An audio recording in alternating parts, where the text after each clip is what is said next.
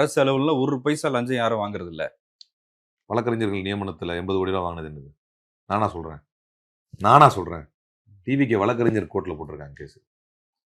காசு கேட்டா சொல்லுங்க. இது எங்க அண்ணன் ஆட்சி. சொல்லிட்டாங்க கொடுக்காதீங்க. கோர்ட்ல சொல்லிட்டாங்க. எங்க அண்ணன் ஆட்சியில என்கிட்டயே காசு கேட்டாங்கன்னு சொல்லியிருக்கேன். நான் நிறைய சொல்லலாம். ராஜ்மோகன் மேல இருக்கிற பிரச்சனையை சொல்லலாம். புஷி ஆனந்த் மேல முத நாளே டெண்டர் 3வது நாள் ஆட்சிக்கு 3வது நாளே டெண்டர் கேன்சல் பண்ணாங்க. அது ஏன்னு கேட்கலாம். அதெல்லாம் நான் விட்டுறேன். நிரூபிக்கப்பட்ட அளவுக்கு நெருங்கி இருக்கக்கூடிய இந்த ஊழல், நான் தாவேக்காவே சார்ந்த வழக்கறிஞர் என்கிட்டயே பணம் கேட்கிறாங்க, கிட்டத்தட்ட 80 கோடி ரூபாய் வரைக்கும் பண பரிமாற்றங்கள் நடந்திருக்கு என்று அவர் சொன்னதை தான் நான் கேட்கிறேன். நிரூபிக்கப்பட்ட விஷயத்தை தான் கேட்கிறேன். 50 நாள்ல இவ்வளவு சந்தி சிரித்த ஒரு ஊழல் ஆட்சி, இவ்வளவு ஒரு ஊழல் நிரம்பிய ஒரு ஆட்சி எனக்கு தெரிஞ்சு இந்திய வரலாற்றிலேயே தாவேக்கா தான்.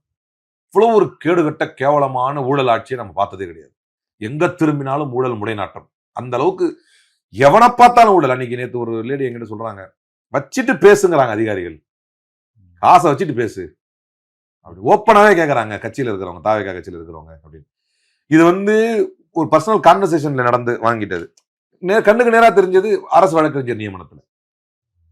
அவங்களே ஓப்பனா சொன்னது.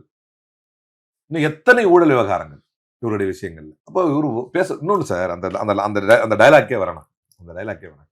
என்ன சொல்றாரு? உங்ககிட்ட ₹1 கேட்டா என்ன சொல்லணுமா? இது எங்க அண்ணன் ஆட்சி. லூஸ்தனமா இல்ல திரும்ப இது என்னத்த சொல்லுவாங்க? இது என்னது இது? அப்படியே சொல்லு. எங்க அண்ணன் ஆச்சுன்னா என்ன ஆகும்? அடுத்து என்ன ஆகும்?